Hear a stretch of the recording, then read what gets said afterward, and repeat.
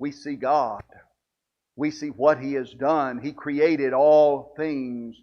But not only that. When we look to God, we find also that He answers prayer.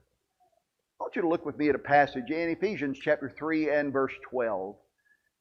This may not be one of our first passages to look at when we think about prayer and what it means to us and God hearing and answering prayer. But there's something said here that really should be part of our thinking. Ephesians 3 and verse 12, understand we're sort of catching up in the middle of a statement here. In whom is how this is in the New King James Version.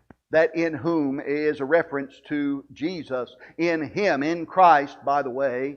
If you find yourself studying the book of Ephesians, pay attention to the phrase in Christ or in Him or in whom, because over and over, Paul by inspiration uses that phrase to show us the blessings that we have in Jesus. Ephesians 1 verse 3, that we have all spiritual blessings in Christ. And Paul through the book reminds us of that.